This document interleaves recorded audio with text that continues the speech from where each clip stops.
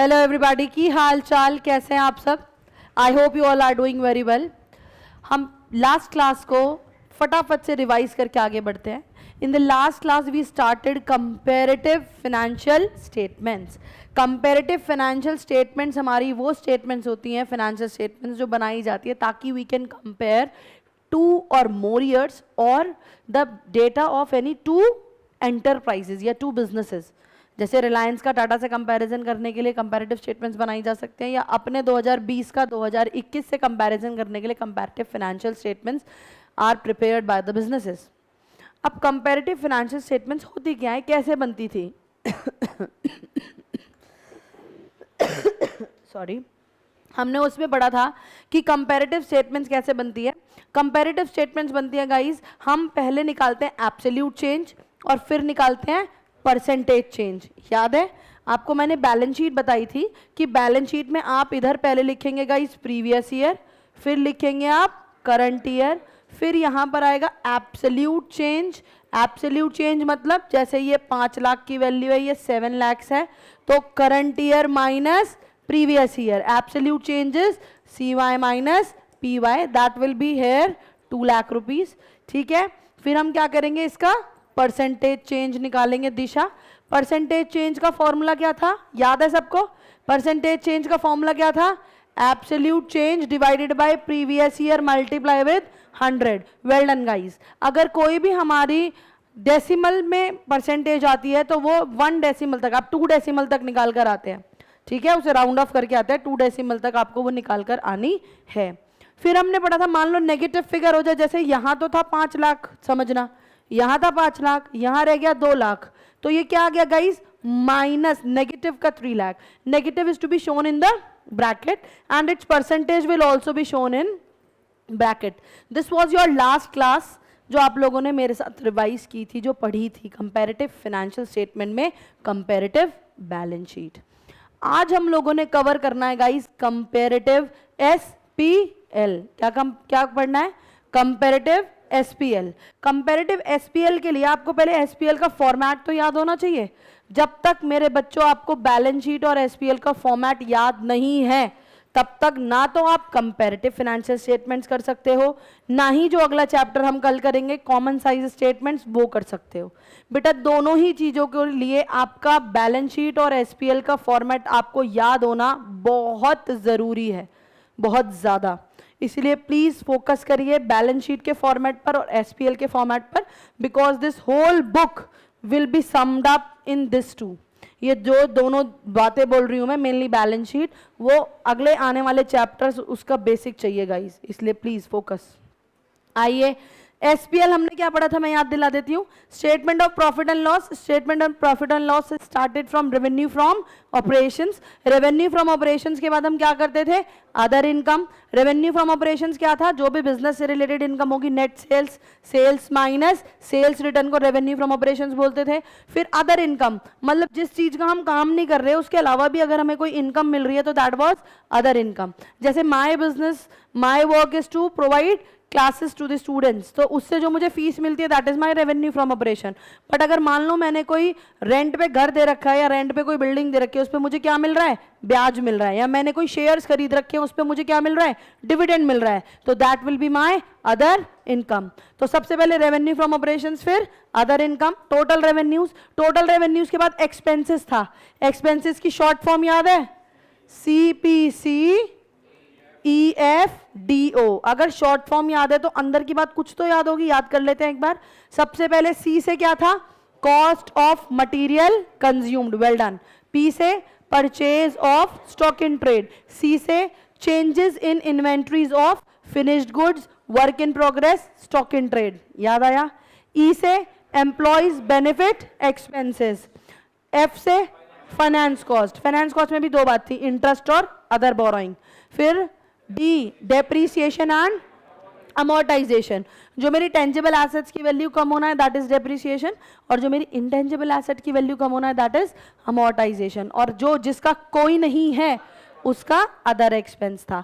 फिर हमने ऐसे पढ़ा था guys, total revenues, total expenses, ये A ये B, तो मेरा क्या आ जाता था? Profit before tax A minus B minus tax, तो क्या आ जाता था profit after tax. This was your whole format of balance sheet which is required in today's class. Understand. चलिए फटाफट से क्वेश्चन के थ्रू हम अपने कॉन्सेप्ट को और बिल्टअप करते हैं. Take out page number 63 and your question is question number 9. बेटा 80% प्रोबेबिलिटी होती है कि, बल्कि उससे भी ज़्यादा, कि आपका एसपीएल का क्वेश्चन आए. मतलब पिछले पास्ट ट्रेंड बता रही हूं मैं, बट इसका मतलब ये नहीं कि बैलेंस शीट रिक्वायर्ड नहीं है. कंपैरेटिव और कॉमन साइज में तो एसपीएल पूछना पसंद करता है वो, और अलग से जो चैप्टर 1 है उसमें से बैलेंस शीट पूछना पसंद करता है. इसलिए प्लीज फोकस. हाँ जी, नहीं, चलिए स्टार्ट करते हैं guys. Question number 9 on page number 63. Question 9 on page 63 everybody. From the following information, please read. From the following information, prepare comparative statement of profit and loss showing increase, decrease and percentages. Increase, decrease, वो पता क्या कहना चाह रहा है? Absolute change मेरे बच्चों, कि अगर पॉजिटिव है तो इंक्रीज, अगर नेगेटिव है तो डिक्रीज. तो क्वेश्चन हमसे कह रहा है प्रिपेयर व्हाट? Comparative SPL. तो what we will be doing is, हम क्या बनाएंगे गाइस? इसका फॉर्मेट बनाएंगे. और किस तरीके से हम इसका फॉर्मेट बनाएंगे देखिएगा. कुछ इस तरीके से हमारा ये फॉर्मेट बन जाएगा, कंपैरेटिव एसपीएल, और उसके ऊपर प्रॉपर फिगर्स लिखो कंपैरेटिव एसपीएल की. यहां पर ये क्या बन गया? पर्टिकुलर्स. पर्टिकुलर्स के बाद नोट नंबर. नोट नंबर के बाद कौन सा ईयर बताओ? पहले प्रीवियस,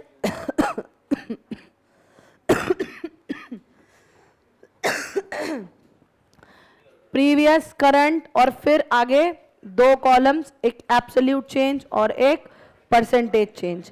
यहां पर लिखा जाएगा, please look at the board everybody, comparative SPL. Comparative SPL for the year ending, and look into your books. 31st March 2015 and 31st March 2014 is given. तो आप यहाँ पर दोनों लिखेंगे मेरे बच्चों. कौन कौन सा? 31st March 15 and 31st March 14. कोई प्रॉब्लम तो नहीं? अब यहाँ पर जो जो चीज़ें गिवन है बेटा, प्लीज टेल मी. अगर ये 2 ईयर्स दे रखे हैं अनिर्बान, तो यहाँ पर मेरा प्रीवियस ईयर कौन सा है? 15 या 14? 14. तो पहले यहाँ पर प्रीवियस ईयर आएगा 31st मार्च 2014, फिर यहाँ पर 31st मार्च 2015. ये आपके दिमाग में होना चाहिए बेटा कि प्रीवियस कौन सा, करंट कौन सा. पहले प्रीवियस आ गया, फिर करंट आ गया. अब हम क्या लिखेंगे यहाँ पर? Absolute change. And you will be mentioning like this कि if this is my A, if this is B, तो ये हो गया ए माइनस बी. समझ आया? और इसे भी मेंशन कर दो क्या? सी. कोई दिक्कत तो नहीं? अब यहां पर क्या लिखते हैं हम? Percentage change. और परसेंटेज चेंज का फॉर्मूला क्या होता है गाइस? याद करो, सी अपॉन ए इंटू 100. Done everybody? यहां तक ये चैप्टर है. बट गाइस इसके अंदर की बातें तो तुम्हें पता होनी चाहिए ना. सबसे पहले शुरुआत, अच्छा वेरी गुड संचित, बी माइनस ए. अब क्योंकि current year minus previous year होता है, यहां पर गाइस एक बात बताओ मेरे को. अब हमें क्या चाहिए? इसका पूरा डेटा चाहिए. इसका डेटा देखो फटाफट से, क्या दे रखा है क्वेश्चन में. शुरुआत सबसे एसपीएल का पहला शब्द क्या होता है बताओ? Revenue from. चेक करो क्वेश्चन में,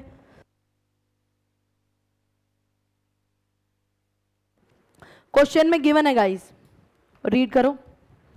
कह रहा है रेवेन्यू फ्रॉम ऑपरेशंस दे रखा है, परसेंटेज ऑफ मटेरियल कंज्यूम्ड. मतलब क्लियरली तो वैल्यू नहीं दे रखी, पर कह रहा है मटेरियल कंज्यूम्ड का 125% और 200%. प्रीवियस ईयर का 200% दे रखा है, करंट ईयर का 125%. किस चीज का? ब्रैकेट पढ़ो, कॉस्ट ऑफ मटेरियल कंज्यूम. आप क्वेश्चन में ढूंढो, क्वेश्चन में ढूंढो क्या कॉस्ट ऑफ मटेरियल कंज्यूम कहीं दे रखा है? हाँ उसके ऊपर ही दे रखा है, चेक कर लो। कॉस्ट ऑफ मटेरियल कंज्यूम्ड 2014 का दे रखा है 6 लाख, 2015 का दे रखा है 13 लाख 44,000। तो यहां से हम कैलकुलेट कर लेंगे या नहीं, मेरे को बताओ। रेवेन्यू फ्रॉम ऑपरेशन आराम से कैलकुलेट हो जाएगा। कैसे कैलकुलेट होगा देखो, सबसे पहले हम यहां पर लिखेंगे मेरे बच्चों रेवेन्यू फ्रॉम ऑपरेशंस।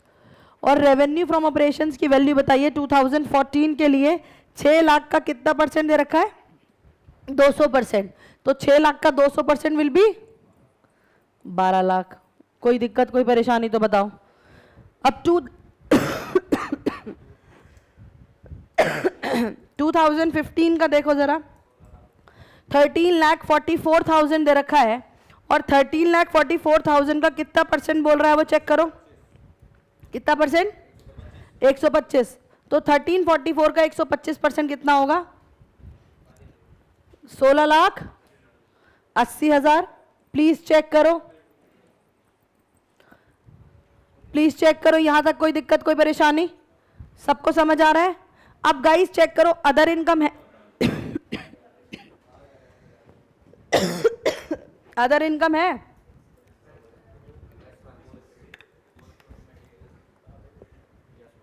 पर यहां पे तो मुझे क्या चाहिए, अदर इनकम।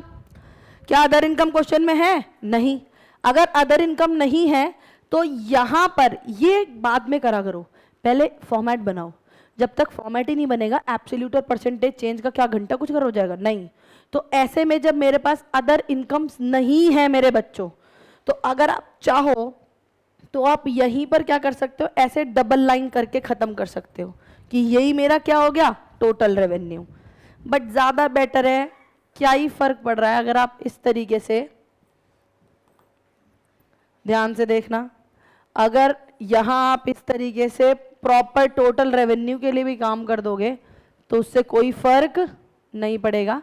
इसीलिए आप लोग इस तरीके से टोटल रेवेन्यूज के लिए स्पेस छोड़ देंगे। और टोटल रेवेन्यूज यहां पर यही तो आएगा, बताओ मेरे को।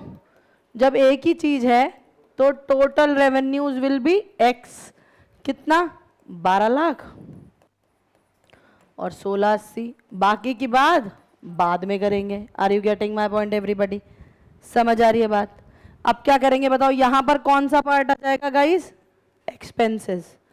अब एक्सपेंसेस पार्ट की आपको पता होनी चाहिए शॉर्ट फॉर्म, और शॉर्ट फॉर्म क्या होती है बताओ, CPCEFDO। तो CPCEFDO में मेरे को बताओ, आपको क्वेश्चन में CPCEFDO में क्या दे रखा है। सबसे पहले C होता है कॉस्ट ऑफ मटेरियल कंज्यूम्ड, क्या क्वेश्चन में गिवन है, और क्या अभी तो पढ़ा है, 6 लाख और 13,44,000 वो क्या थी, कॉस्ट ऑफ मटेरियल कंज्यूम। तो you should write it like this, cost of material consumed. ये आप मेरे साथ साथ लिख सकते हैं बेटा, जहां समझने वाली बात होगी I will ask to stop. Cost of material consume बता दीजिए कितना भाई, 2014 का कितना है गाइस, 6 लाख। और ये अभी मुझे यहां से आवाज आई 2014 के लिए 1344, यही पेपर में गलती होती है। आपको प्लीज ध्यान रखना है कि 14 की फिगर्स 14 में जाएं, 15 की फिगर्स 15 में जाएं।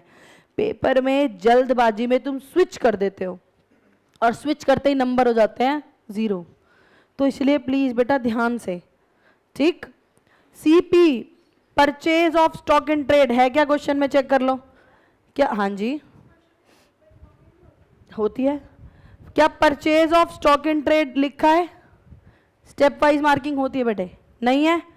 सी से चेंजेस इन इन्वेंट्रीज, नहीं। कुछ और लिखा है या डायरेक्टली एक ही चीज लिखी है, चेक कर लो क्या लिखा है, अदर एक्सपेंसेस, और वो भी क्या लिखा है चेक करो, कह रहा है 10% of, please read, 10% of operating revenue. Guys operating revenue क्या होगा, हाँ बोलो बोलो, बिल्कुल ऑपरेटिंग रेवेन्यू बोलूं या रेवेन्यू फ्रॉम ऑपरेशन बोलूं, एक ही बात है, बोलो हाँ या ना। तो यहां पर आपको रेवेन्यू फ्रॉम ऑपरेशन दे रखा है, देखो कितना, 12 लाख और 1680। अगर 12 लाख और 1680 आपको ऑलरेडी रेवेन्यू फ्रॉम ऑपरेशन दे रखा है तो उसका 10% क्या हो जाएगा गाइस, अदर एक्सपेंसेस। लिख दो फटाफट से, अदर एक्सपेंसेस कितना कितना 1,20,000 एंड 1,68,000। इसके अलावा nothing has been given in the question, कुछ भी ऐसा क्वेश्चन में गिवन नहीं है, तो ये हमारा क्या बन जाएगा गाइस, टोटल एक्सपेंसेस। कोई दिक्कत कोई परेशानी तो नहीं होनी चाहिए। Done everybody. ये हमारा कौन सा कॉलम आ जाएगा, टोटल एक्सपेंसेस, और आप इसे क्या लिख दोगे, you will be assuming it as Y. Calculation अभी कर लेंगे। ये बताओ कितना आ रहा है, 720। इधर का टोटल बताओ कितना आ रहा है,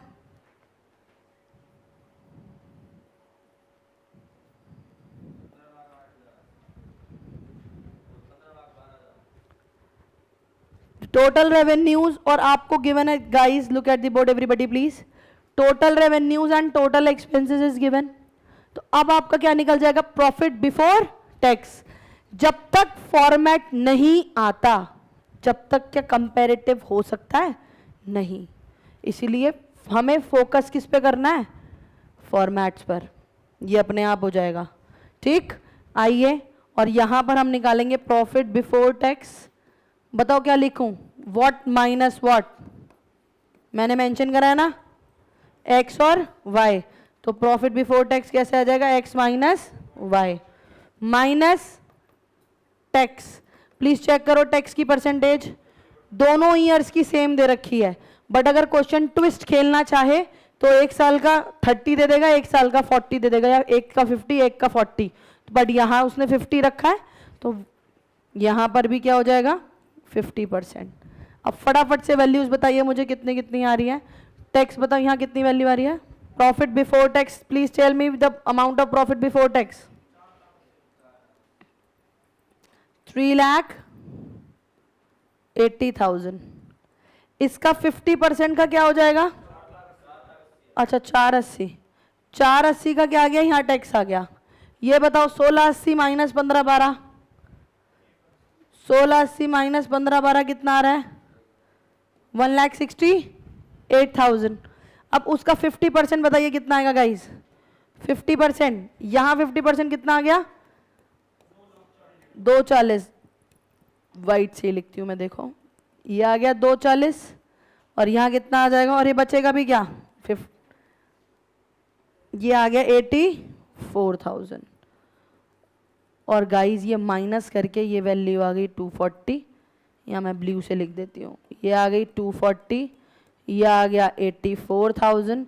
और गाइस ये क्या है, प्रॉफिट आफ्टर टैक्स। क्या आया है मेरे बच्चों, प्रॉफिट आफ्टर टैक्स। आप एक बात देख रहे हो, अभी तक मैंने कंपैरेटिव का सी भी शुरू नहीं करा है, अभी तक तो मैं क्या ही बना रही हूं, एसपीएल। ऐसी पेपर में पहले जब तक एसपीएल और बैलेंस शीट नहीं बनेगा, कंपैरेटिव या कॉमन साइज जो कल पढ़ना है वो नहीं हो सकता। तो पहले मैंने पूरा बना के एसपीएल तैयार कर दिया है, तुम्हारे सामने परोस दिया है। अब इसके बाद क्या करना है, कुछ भी नहीं भाई साहब, सी वाई माइनस पी वाई।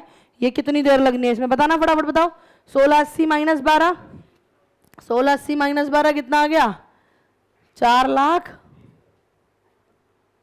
420 क्या आ जाएगा भाई, क्या हो गया तुझे, ये 1680 में से 480, ये भी फिगर कितनी आ गई, 480। ये बताओ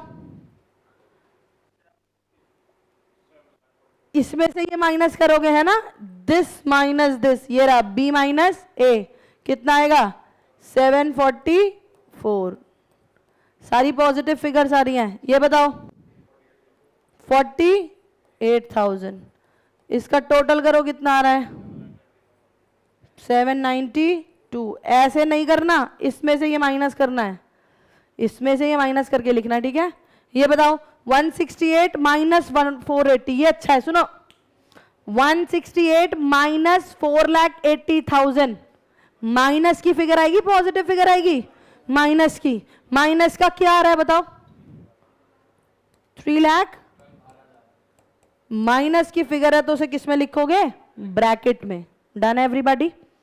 और सबसे बेहतरीन बात, stop writing everybody, stop writing please and listen to me very carefully. यहां हमने ब्रैकेट जरूर लगाए हैं बच्चों, पर अगर हम ये ब्रैकेट नहीं भी लगाएं तो भी इसका मतलब चेंज नहीं होगा, क्योंकि टैक्स यहां से माइनस ही करके लिखा जाएगा। तो माइनस का अगर ये मैंने ब्रैकेट शो किया है तो डोंट थिंक कि it is a negative negative positive, समझ रहे हो? प्लस माइनस माइनस, साइन बड़े वाले का, माइनस माइनस प्लस, वो वाला काम नहीं करना है। यहाँ फिगर्स अंदर वाली ही देखी जानी है। जैसे यहां आएगा 84 माइनस 240, तो 84 माइनस 240 माइनस का क्या आएगा? 1,50,000। पर अगर आप 156, पर अगर आप इसे अपना बॉर्ड मास और वो प्लस माइनस वाले रूल्स लगाना शुरू कर दो कि प्लस माइनस माइनस और फिर यहां पे minus minus plus sign minus का, तो 240 प्लस 84, तुम वहां मुझे क्या लिख के दिखाओगे?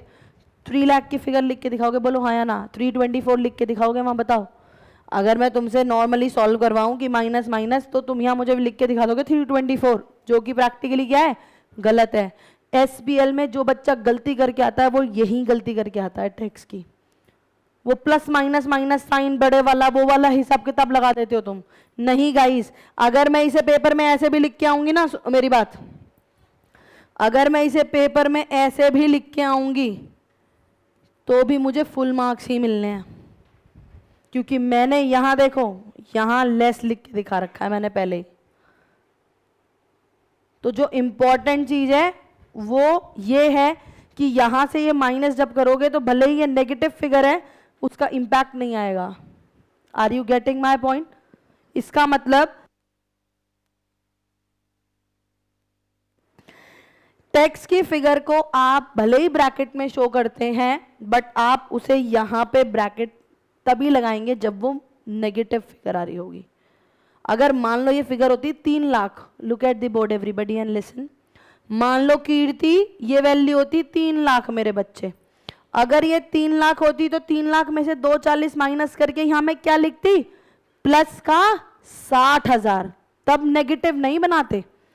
समझ रहे हो? मैंने ये एनालाइज करा है, एसपीएल में बच्चा सब ठीक करके आता है, सिर्फ यहां ये गड़बड़ करके आता है, तुम लोग नहीं करना। समझ आ गई बात? पक्का गाइस? चलिए ये फिगर क्या आ गई बताओ? 84 माइनस 240, 156। पर फिर वही वाली बात है, अगर इसे करके देखोगे तो गड़बड़। ठीक, अब आइए प्लीज, परसेंटेज चेंज 2 लिख के दिखाओ सिर्फ। कितना? 4,80,000। इसे कौन से फिगर से डिवाइड करना है? बेस ईयर कौन सा लेते हैं हम हमेशा? Previous year. ये ना मेरा प्रीवियस ईयर, किससे डिवाइड करना है गाइस? 12 लाख मल्टीप्लाई विथ 100, कितना परसेंट आ गया? 40। ये भी 40। If you want then you can write this also, 7,44,000। अब किससे डिवाइड करेंगे बताओ? अब किससे डिवाइड करेंगे? 6 लाख। अब आपको बार बार ये लिख के दिखाने की जरूरत नहीं है, डायरेक्टली परसेंटेज कैलकुलेट करके यहां पर क्या कर देनी है? शो कर देनी है। Are you getting my point? समझ आ रही है बात? फटाफट से इसे कंप्लीट करो।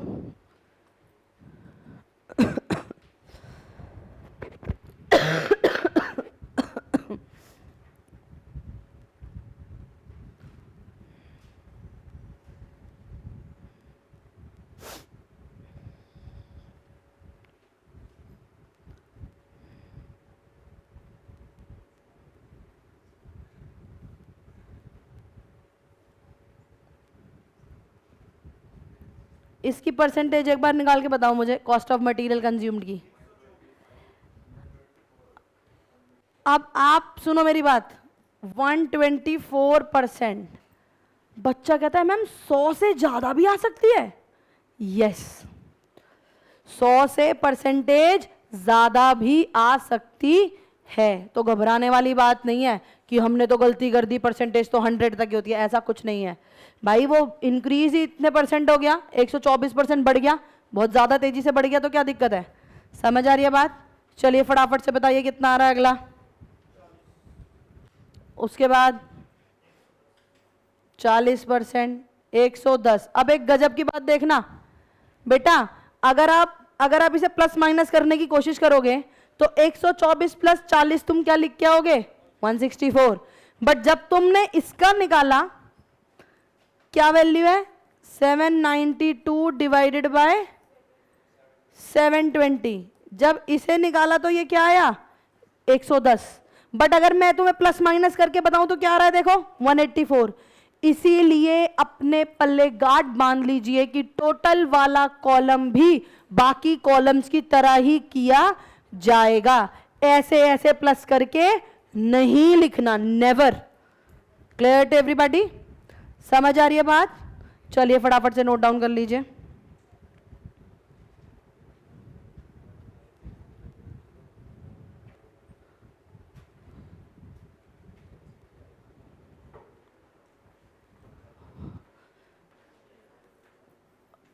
नेगेटिव फिगर थी ना, यहां देखो ये नेगेटिव फिगर थी ना, तो अगर आपने इसे सिर्फ 65 लिख के छोड़ दिया तो your marks will be deducted, this will be also minus. ये भी नेगेटिव फिगर थी तो इसलिए ये भी क्या आएगी? नेगेटिव ब्रैकेट में। ये negative shows my decrease, that's it.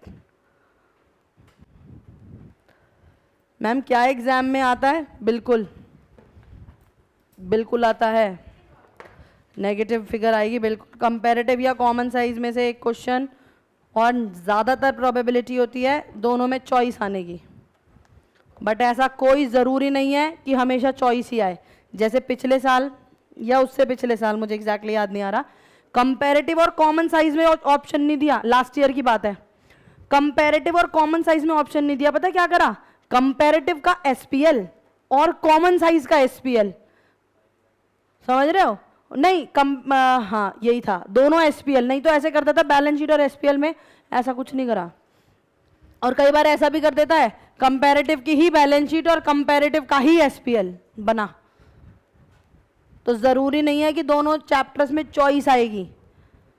Probability ज्यादा है चॉइस आने की, बट जरूरी नहीं है 110% चॉइस आएगी ही आएगी। तो हमें हर तरीके से तैयार होके जाना है। Done everybody? हो गया सबका?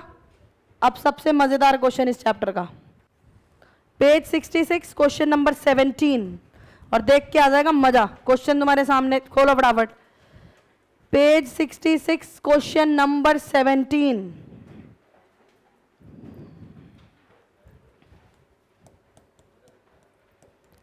कैसा क्वेश्चन है देखना, फिलअप्स मिसिंग वैल्यू क्वेश्चन।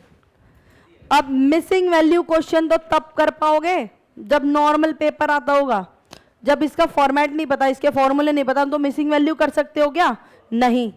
तो अब हम क्या करेंगे, यहां पे मैं लिख रही हूं, आप लोगों को भी पेपर में कैसे लिख के आना होता है मैं आपको सिखा रही हूं, ठीक है? ध्यान से देखेंगे, अगर मिसिंग वैल्यू का भी क्वेश्चन आता है तो हमें हर चीज लिखनी होती है गाइस। ऐसा नहीं है कि जो सिर्फ मिसिंग वैल्यू है वो लिखाओगे, नंबर नहीं मिलेंगे। पूरा फॉर्मेट बनेगा एज इट इज, पूरी हर चीज लिखी जाएगी, और जो मिसिंग वैल्यू है उसके नीचे अंडरलाइन करके भी दिखाया जाएगा कि ये वैल्यूज मैंने ढूंढी है। अच्छा होगा विद अ पेंसिल, नहीं करना तो पेन से उसे सर्कल बना दो, या तो कि ये वैल्यूज हैं या नीचे अंडरलाइन। समझ आ रही है? आइए उसे कैसे प्रेजेंट करेंगे देखिएगा प्लीज। क्वेश्चन में आपको दे रखा है कंपैरेटिव एसपीएल, और जो जो मिस वैल्यूज हैं वहां क्वेश्चन मार्क लिखा हुआ है ना। देखो पर्टिकुलर्स, उसके बाद 22-23 और 23-24, फिर एब्सोल्यूट चेंज और परसेंटेज चेंज। हाँ जी, कॉपी में ऐसे ही बनाना होता है, पेपर में भी बच्चों। हाँ जी। बाद में रिवाइज करना है। ये क्वेश्चन आपको हर बार एग्जाम से पहले पढ़ के जाना है एवरी टाइम। तो बुक में लिख दो मस्ट डू, क्वेश्चन नंबर 17 के आगे मस्ट डू लिख के छोड़ दो। अगर मैं वहीं पे आपका सॉल्यूशन करा दूं तो आपके सामने सॉल्यूशन रहेगा, आप पढ़ ही नहीं पाओगे, इसलिए बुक में सॉल्व नहीं करना। समझ आ रही है? चलिए आइए देखिए कितना इजी है। 2022-23, 2023-24, यहाँ आ गया एब्सोल्यूट चेंज, और ये आ गया गाइस क्या? Percentage change. क्वेश्चन में जो जो चीजें गिवन थी, आपने एक चीज नोटिस की, इसने यहाँ नोट नंबर बनाने की जरूरत ही नहीं समझी, क्योंकि इसे क्या लगा कि नोट नंबर की ज़रूरत ही नहीं है, नोट है ही नहीं, बट आप लिख दो, घिस थोड़ी जाओगे अगर आप बनाए आओगे तो। और ये आ गया comparative SPL for the year ending. Please tell me the year ending guys. हाँ जी बिल्कुल ज़रूरी है, 31 मार्च 23 एंड 31 मार्च 24। सबसे पहले देखिए लिख रखा है उसने रेवेन्यू फ्रॉम ऑपरेशंस। अब क्या क्या चीज़ें गिवन है, मैं सब जो जो चीज़ें गिवन है वो हम लिखेंगे वाइट से, और जो भी चीज़ें गिवन नहीं है जो हम फाइंड आउट करेंगे that we will write with yellow. समझ आ रही है? चलिए क्वेश्चन में दे रखा है रेवेन्यू फ्रॉम ऑपरेशन, ये गिवन था 16 lakhs, ये गिवन था गाइस 20 lakhs। प्रॉब्लम ही सॉल्व हो गई, बाकी दोनों क्वेश्चन मार्क लगा रखा है। तो यहां पर पहले मुझे बताओ ये क्या हो गया, डबल लाइन कर दूं? भाई एक ही चीज है, अदर इनकम तो है ही नहीं ना, चेक कर लो, अदर इनकम तो है ही नहीं, तो इसे ऐसे करके छोड़ सकते हैं। 16 20, इसके बाद नेक्स्ट फिगर कौन सी आएगी बताओ? एक्सपेंसेस। अब एक्सपेंसेस देखो कैसे लिखा हुआ है, एम्प्लॉयज बेनिफिट अदर, दो ही दे रखे हैं बस, तो वो दोनों लिख दो, एम्प्लॉयज बेनिफिट, एक्सपेंसेस और अदर एक्सपेंसेस। क्या क्या गिवन है प्लीज चेक करो। एम्प्लॉयज बेनिफिट यहां गिवन है 8 लाख और ये गिवन है 25%। अदर एक्सपेंसेस में ये गिवन है 2 लाख, ये गिवन है माइनस का 1 लाख। चेक कर लीजिए, यहां पर आ जाएगा आपका क्या, टोटल एक्सपेंसेस। मैम पर क्वेश्चन में तो ऐसा नहीं कर रखा, पर आप तो जो चीज़ जैसे उन्हें वैसी करके आएंगे ना, जो गिवन है वो तो मैंने कर दिया 10 लाख।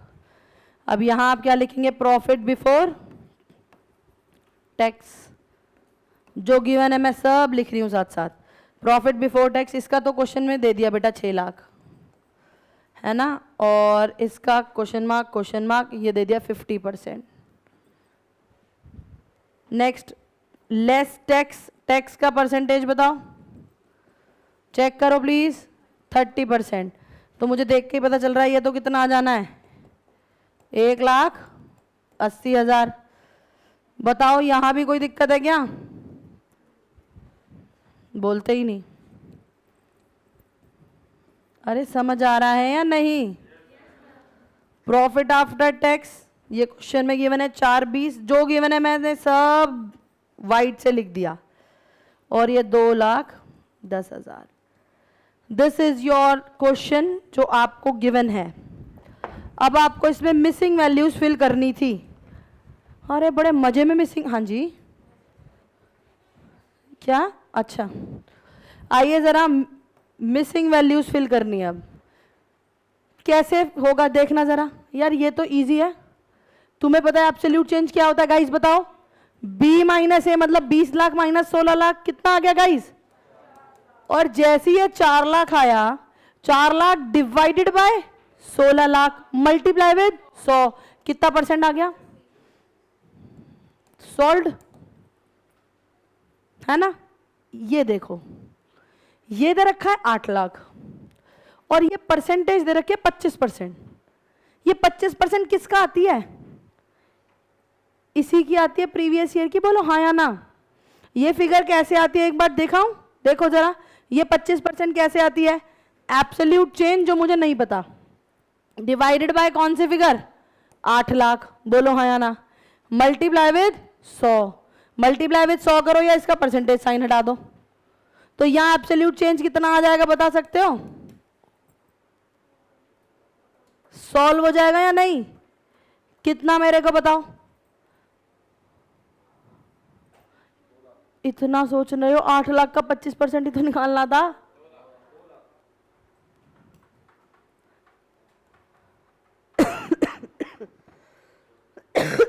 ये 2 लाख क्या आया है? अगर ये 2 लाख है, पॉजिटिव है नेगेटिव है? अगर ये पॉजिटिव आया है तो ये वैल्यू क्या रही होगी? बोलो हाँ या ना। अब ये अकल वाली बात है यार, माइनस का एक है, माइनस का एक है, मतलब यहाँ 3 रहा होगा या 1 रहा होगा। Very good. 1 lakh minus 2 lakh, ये कितना आ गया बताओ। Easy PG. ये बताओ कितना आ गया।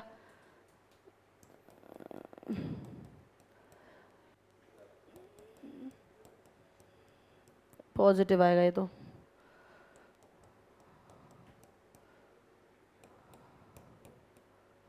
बताइए कोई प्रॉब्लम यहां तक। यही आएगा या नहीं, चेक कर लो। अब ये बताओ, ये 50% दे रखा है, ये 6 लाख दे रखा है, तो एब्सोल्यूट चेंज सीधा सीधा कितना आ जाएगा 3 लाख। 6 लाख का 50% 3 लाख। अगर ये 3 लाख हो गया, ये 6 लाख हो गया, तो इसमें क्या आना चाहिए, ये 9 लाख। अब 9 लाख का 30%, 9 लाख का 30% 270। 270 माइनस करोगे तो ये कितना आ जाएगा,